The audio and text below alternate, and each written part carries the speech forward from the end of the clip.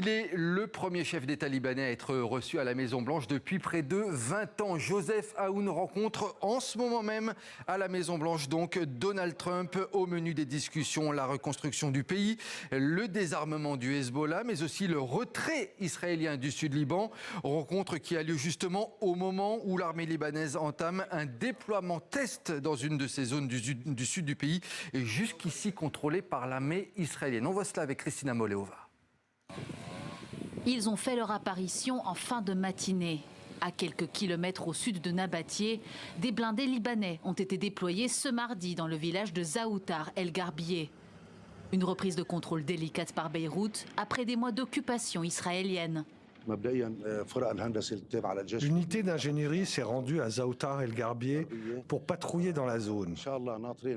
Dès qu'elle aura fini, elle nous indiquera ce que nous pouvons faire et si nous sommes autorisés à y pénétrer. C'est elle qui en décide.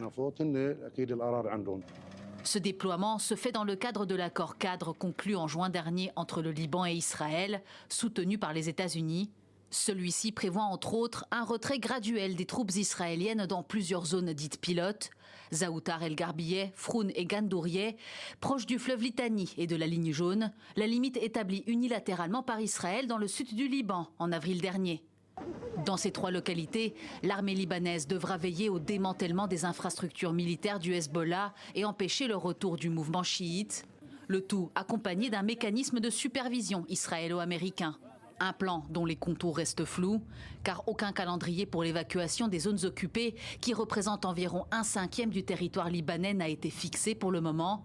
Et l'armée israélienne veut garder son droit à l'autodéfense et à la neutralisation des menaces.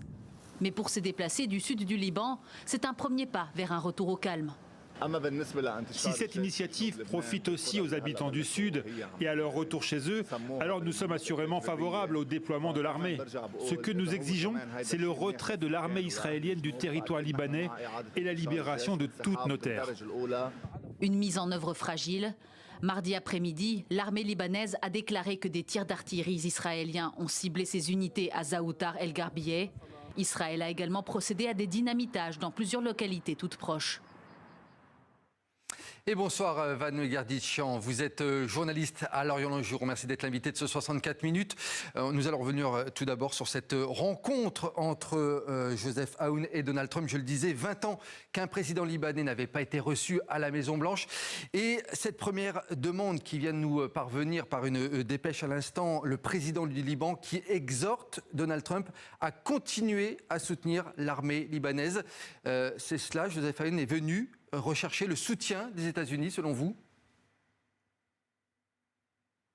Oui, bonsoir Nicolas, merci. Donc, c'est vraiment important pour le président libanais demander l'aide pour l'armée libanaise, parce que les États-Unis sont la puissance mondiale qui peuvent aider l'armée libanaise aujourd'hui, particulièrement après la crise financière que le Liban a eue depuis 2019 et les crises qui ont enchaîné ensuite. Donc, le Liban se trouve aujourd'hui, après le 7 octobre, après 2 guerres consécutives, après la crise financière. Les soldats étaient mal payés, étaient plupart le temps pas vraiment payés par l'armée. Donc, c'était les aides étrangères par la France et par les États-Unis que l'armée libanaise aujourd'hui se tient toujours.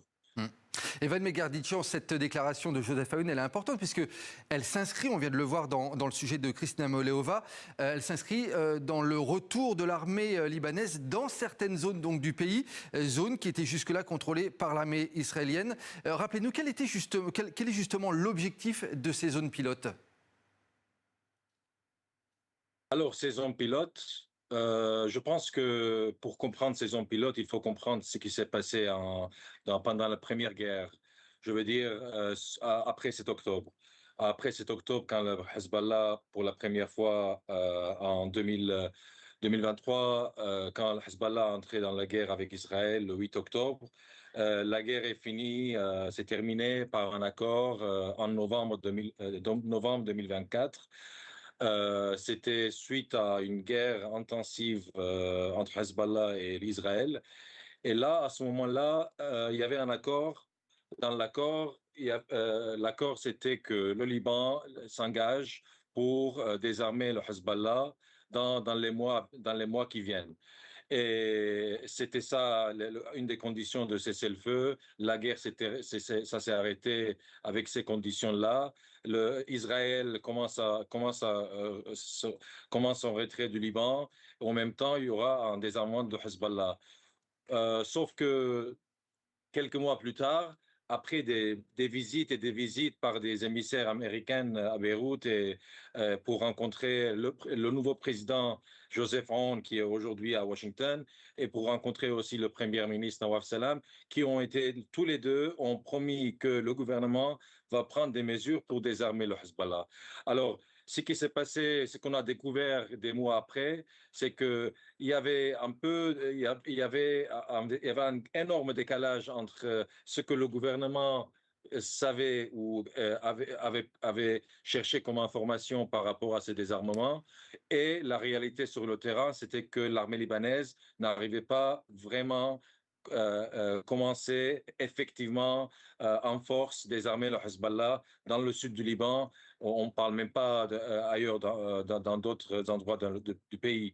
Donc, quand les Américains et la communauté internationale ont découvert que l'armée libanaise a promis, mais n'a pas pu appliquer les lois et les décrets qui ont été pris par le gouvernement libanais.